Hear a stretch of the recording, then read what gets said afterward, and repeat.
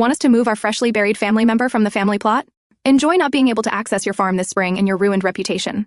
In May of 2024, my 40s wife's 40 sister, Sarah, 40s, and her fiancé, Heath, then 40s, got married. They'd been together for 8 years, and in that time, Heath had become the father Sarah's daughter, Kate. 16 had always deserved. A few weeks after the wedding, he formally adopted Kate.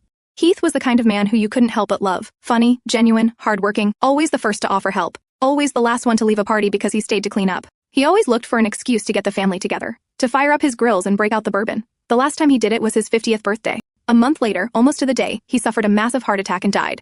I stood with him as groomsman, as did our younger brother-in-law, 30s, and a good friend of Heath's. 6 months later, in the same church, we were his pallbearers. To say our family was and still is devastated is an understatement. Our side of the family is a close-knit bunch, minus we tend to drop the in-law title. My brothers-in-law are my brothers. My wife's sisters are my sisters, and their parents see the three of us as their sons. We genuinely look forward to spending time with one another, and when Heath came on the scene, he quickly became the heart of the family. To both celebrate and mourn the same person in equal fashion in such a short time span was nothing any of us expected, and something I frankly wouldn't wish on anyone. Heath was meticulous in a lot of ways, but the only plan he didn't have in place was where he wanted to be buried. A few weeks before he passed, he and our mother-in-law, Aunt Jackie, 70s, talked about final plans, just conversation. No one knew anything was wrong at the time. She had mentioned wanting to being buried in a family plot with her grandparents and her parents. She said that after she and my father-in-law and Mitch, 70s, passed, there would be 2 to 4 spaces available as most of her cousins had made other arrangements. Heath said he liked the thought of resting beside them. Cut to November of 2024, Heath was gone, plans had to be made quickly, and space was available.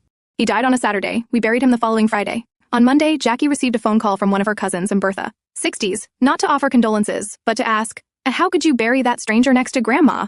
The conversation was mostly one-sided. Bertha went on and on about how wrong it was that this man was buried next to their grandmother, that she'd visited the town hall to see what could be done.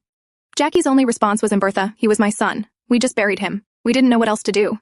Mitch told us he'd never seen her so angry in 45-plus years of marriage. They decided it best not to tell Sarah just yet. She didn't need the stress on top of mourning.